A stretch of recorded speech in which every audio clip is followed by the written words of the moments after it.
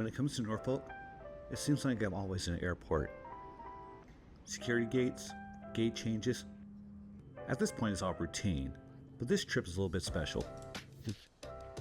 Although we're making a stop in San Diego, this trip has a different purpose. Yes. This kid. Thank you. I wanted a camera so bad. As a traveler, I've been exploring the world, and by extension, so is my son. But this time, he's gonna get to call all the shots, and this time he picked Osaka, Japan. So join us on this very unique version of the Layover as we explore Osaka and some of its more subtle and hidden gems. Our first stop is San Diego. And if you know anything about me, I actually started my naval career here in San Diego. With the Pacific Ocean as my window to the world, I left home and it just never stopped. Now, I have a pretty weird relationship with San Diego. I actually spent about 12 years of my naval career here in this city, and for some people it's like a dream billet, but for me it never really felt like home. So as much as, it's nice to be back here, see some family, I'm really ready to hit the road and see something different. So we're gonna hit the streets and go see Osaka. Now, one of my favorite sites for travel is Kiwi.com, and Kiwi will get you where you need to go for a good price. We're just gonna have a few layovers. Alright guys, here we are in Phoenix, Arizona, making our way to LAX where we'll get that last flight to Osaka, Japan. But it's been long overdue, so go ahead and let me introduce you to Ty. Hi. Now, the teenager is going to be a real teen, and don't let the look on his face fool you. He loves to travel, and this time he said that he wanted to shoot a video for this, so let's see how he does. With layovers in Arizona, LAX, we're finally here in Osaka, Japan. Although I spent almost 4 years in Tokyo, Osaka is my favorite city. To start off this trip, we're going to shake off some of those bad vibes by visiting the Namba Yasaka shrine.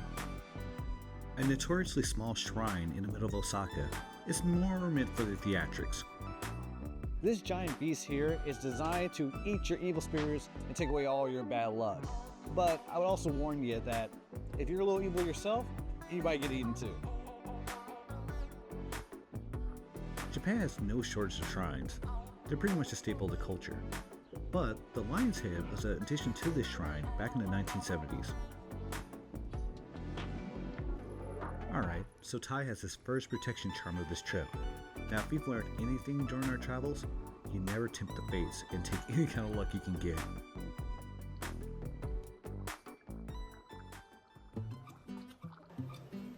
To say that Ty is a baseball fan, that's a bit of an understatement. So let's go ahead and see if we can catch a game today. This rain's got me a little concerned, but Ty's a trooper. He's gonna see this game no matter what. Rain be damned. Although Osaka's a very walkable city, you can't beat the train system. Now, the trains here have a little to be desired, as they actually mapped it out to be a giant circle, which can be a little inconvenient at times, but if you know where you need to go, you'll get there. Although we had tickets in hand, the game was actually cancelled, and that's just because of the rain. In Japan, they're not so accommodating even if it does rain, because it can be an inconvenience. But we're not quitters. Although we're a little bit bummed out, we're both decked out in Hanshin's Tiger's gear, which is pretty cool. We're gonna go ahead and take a detour and see the Umeda Sky Building. Even on a gloomy day, this view can't be beat. The Umeda Sky Building is a set of twin towers that are connected at the top by a circular observatory. A structural marvel to behold. You can see inside, or actually go outside and take a giant landscape view of the whole city of Osaka from every angle. Although Tokyo is the capital of Japan, Osaka once held the title back during the Nara era.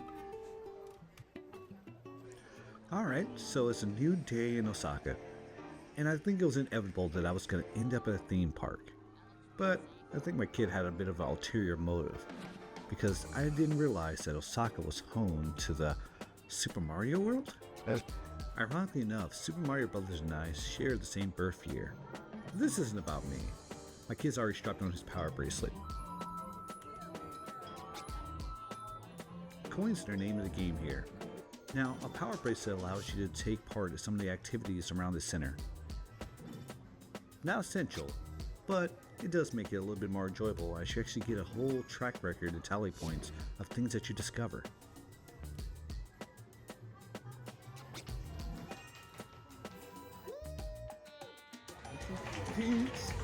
It's so cool, so battery. And we we're gonna eat off the stand. I'm gonna. I guess I'll stop before I get us kicked out of here, or sued by Jack Black. Super Nintendo World is amazing, but fast passes are a must, because this is a big draw for a lot of tourists here in Osaka. Just look at that crowd.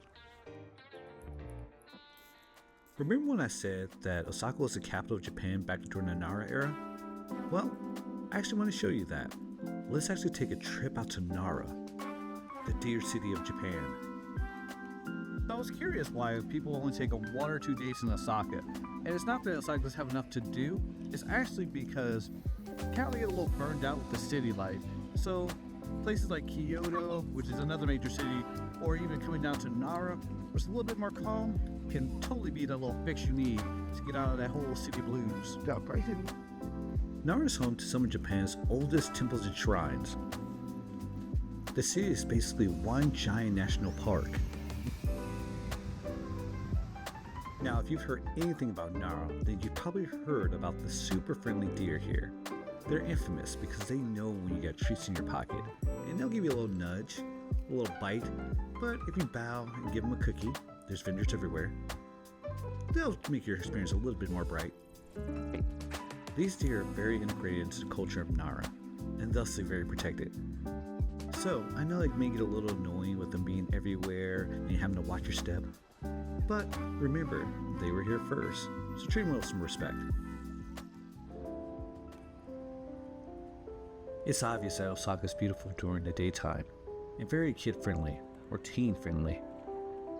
But for this next adventure, we're going to have to explore the nightlife a bit, let the sun go down, and let me show you something different. Have you seen any YouTuber talk about Japan? They talked about TeamLabs. But obviously, TeamLabs Osaka has a different take on how they want to present light. Let's do it in an actual natural park. Like something out of a midnight Ghibli matinee, this TeamLabs is very different. A little less Instagrammable, but more of a serene moment where you just have to enjoy your surroundings.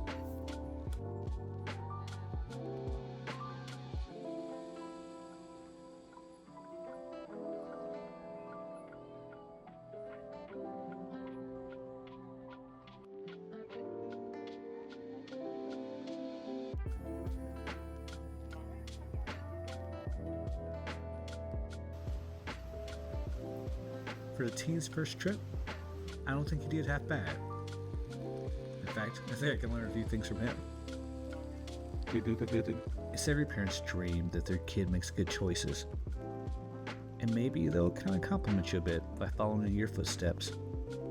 But this kid, he's gonna go places. He's a born traveler.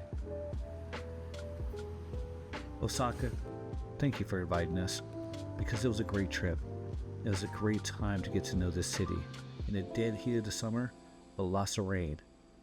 But you've given us plenty of memories, and I swear we'll be back.